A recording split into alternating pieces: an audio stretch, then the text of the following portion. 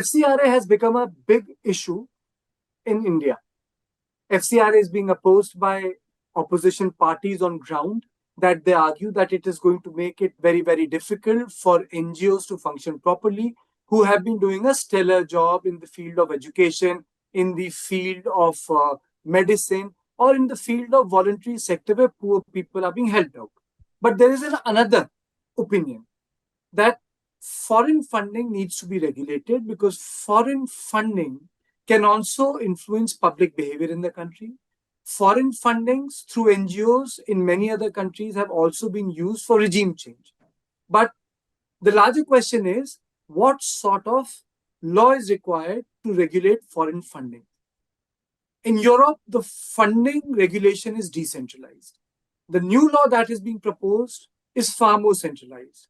On this issue, I'm joined by Vinay Sahasrabuddhe, who is the writer president, the Asiatic Society of Mumbai, and the NAC member of Bharatiya Janata Party. Thank you so much, sir, for joining me. So you have been arguing that the law in itself, the FCRA amendments are both faith neutral and sector neutral.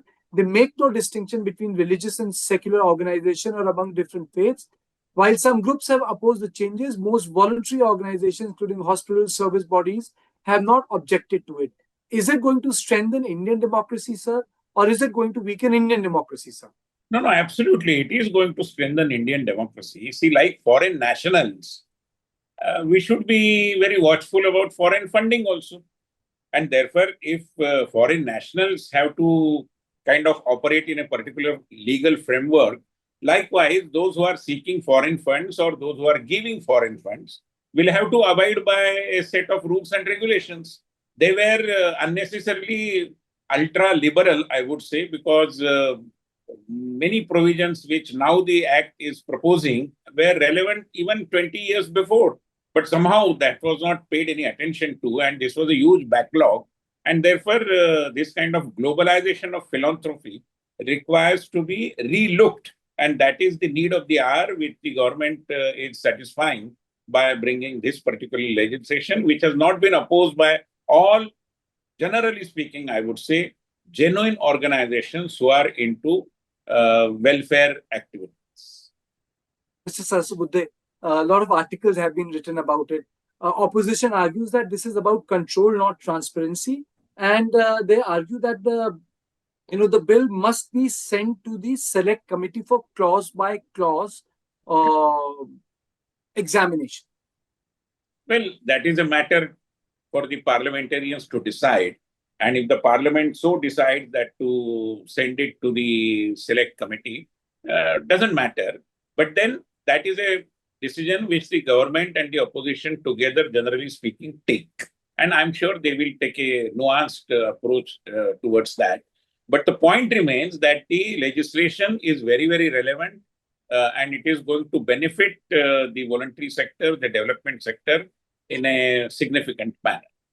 So you made a very distinct point, and I will quote you. You wrote, so over time, genuine volunteerism has given way to professionalized activism. How do you make a difference between this in a democracy where, voluntary activism can sometimes merge with professional activism? How do you distinguish that?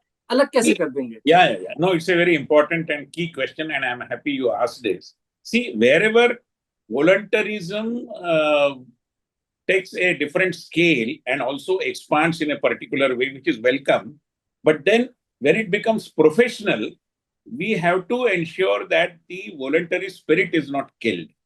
Today, many voluntary organizations employ more of their strength, manpower especially, in preparing reports, preparing proposals, getting them sanctioned. I mean, we are not kind of proposal factory.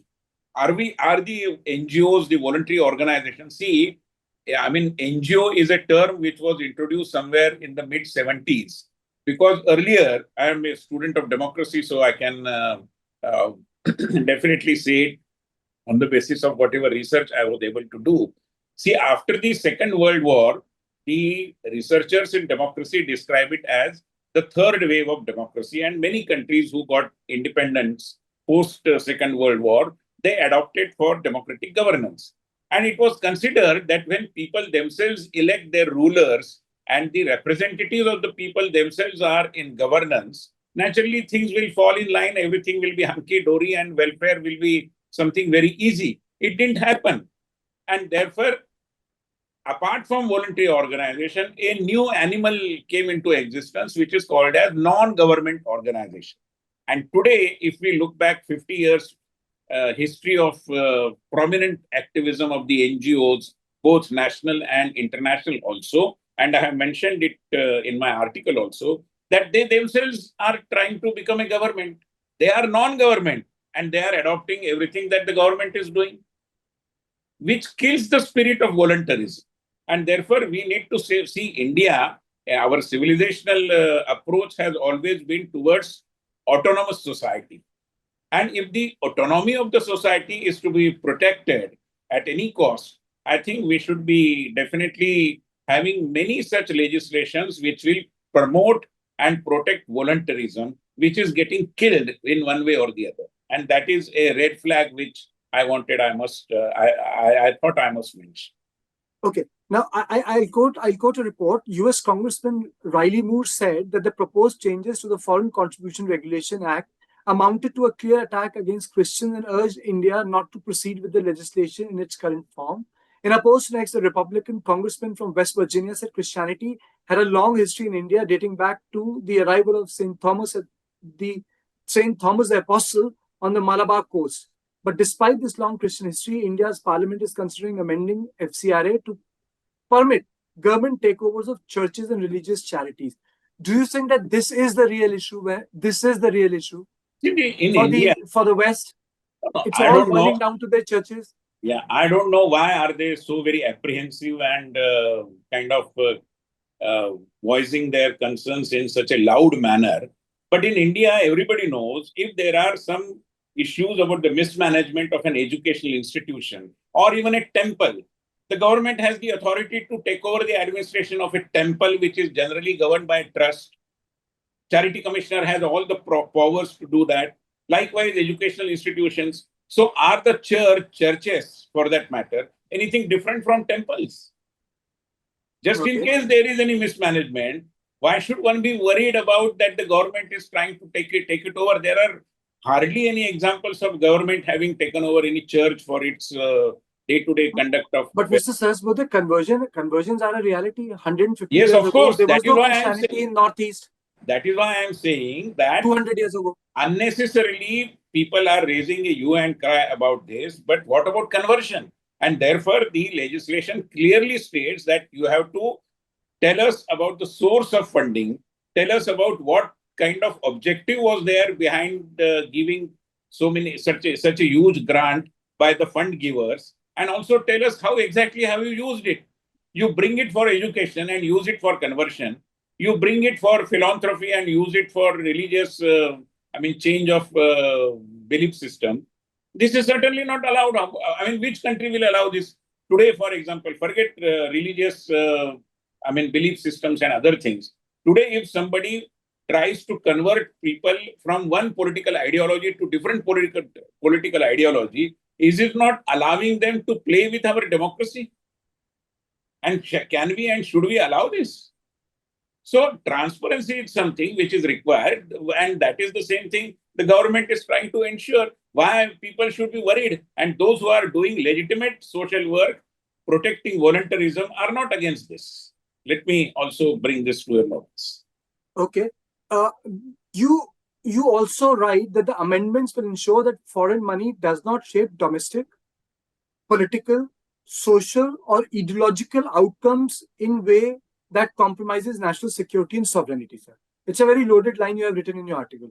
Do you think that India faces the danger from foreign powers to shape our domestic, political, and ideological outcomes, which are electoral, and also why do you say that?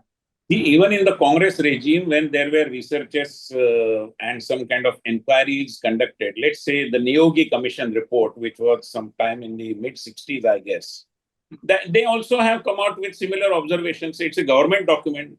BJP was not there around at that point of time.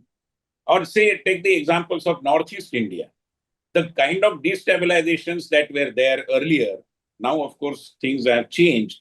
But Yes. thanks to the foreign powers meddling with it, they are sending money, they are sending weapons, they are sending several things. And therefore, we have to be watchful. As a sovereign country, it is our duty to be watchful. But sir, there is one argument, which is that yes, ideological, educational conversion, these are the red flags. But then a lot of money from the foreign donors also go to hospitals, these civic charitable institutions where actually poor people are taken care of. Understanding that there is nothing black and white in this life, it's all gray. How do we take care of that part where actually the needy people really get helped by these donations? See, after all, there is a mechanism even now, and the proposed act also doesn't do away with this mechanism. If, say, for example, in a particular area, the particular police station or the commissioner, they get to know that in the name of charity, some kind of conversion is happening, some kind of political activism is taking shape, then are they not supposed to kind of meddle into that, stop that? People are legitimately, I mean, they have the authority, they have the right to go to the court, knock the doors of the court and seek justice. That is very legitimate. And therefore, while one should not be painting everything with the same brush, that everything is kind of anti-national and everything is with some conversion, I mean, aimed at some religious conversion, that generalization is totally unacceptable. But the other generalization that everybody is coming with a pure philanthropic approach in its mind and serving for humanity is also not true. And therefore, I have cited researchers in Latin America, in Africa, in several other countries. Even in India, there is a very authentic research which suggests that foreign funding has not contributed to poverty alleviation in India in several years.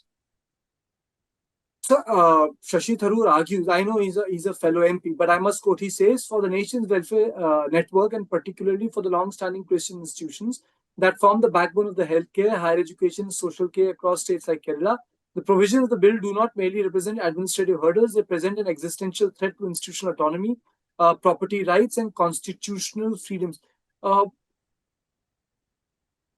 Is he missing woods for the trees?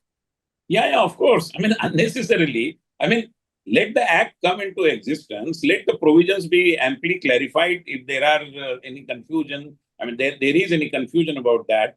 But then unnecessarily preempting things and doubting the intentions of the government is also injustice. Why do you do that? Is there an evidence to suggest? I mean, Prime Minister has been, and the apex leadership of the BJP also, has been always in dialogue with the churches and the leadership of the church organizations.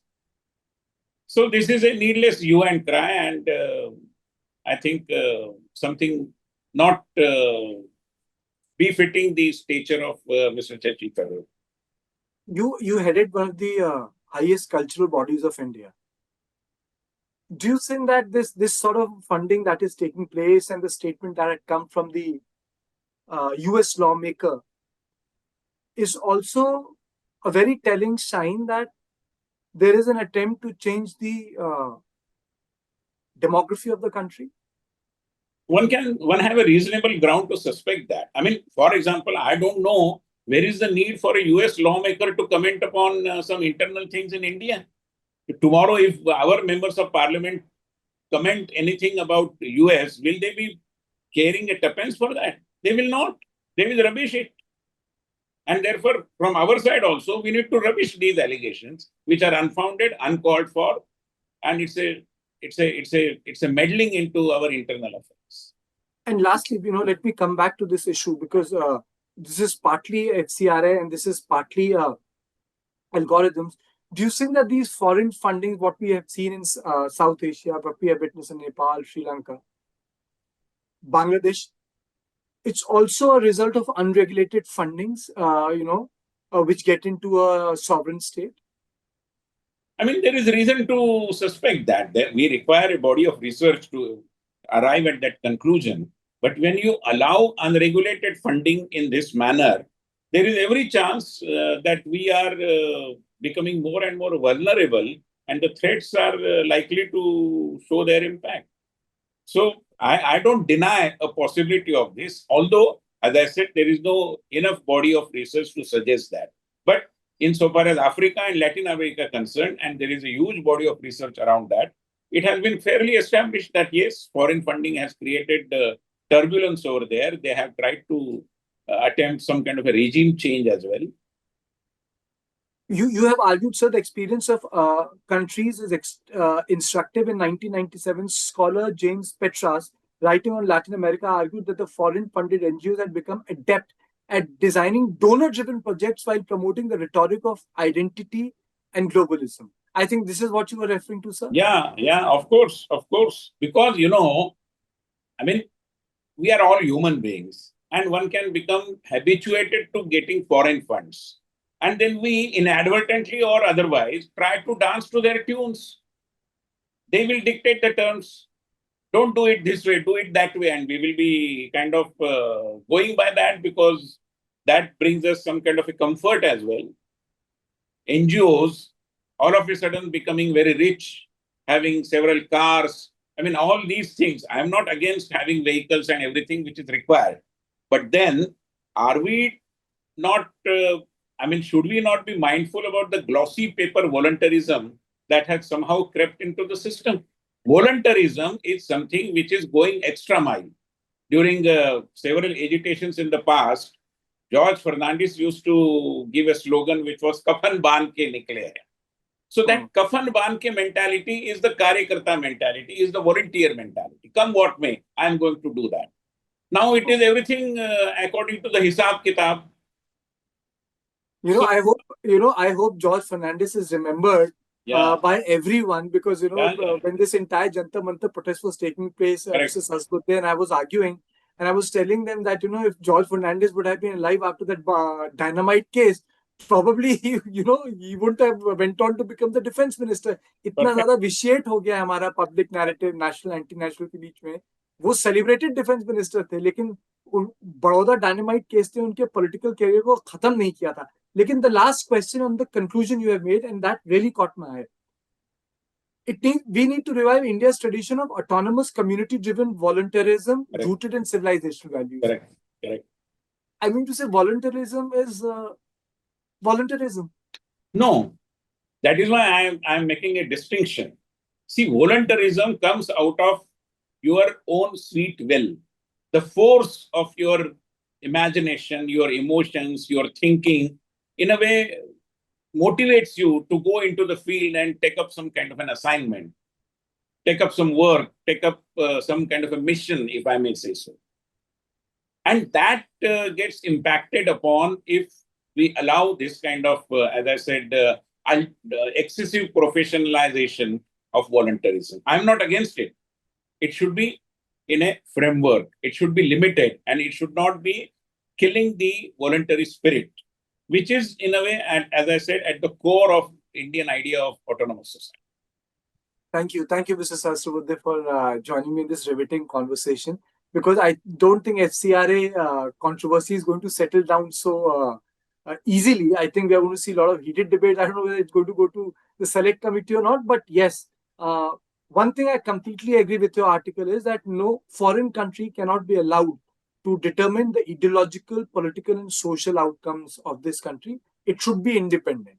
It should be completely independent, and no dissent on the other hand should be categorized as against the interest of the country. There should be a healthy balance. So thank you so much for making. Thank you very much.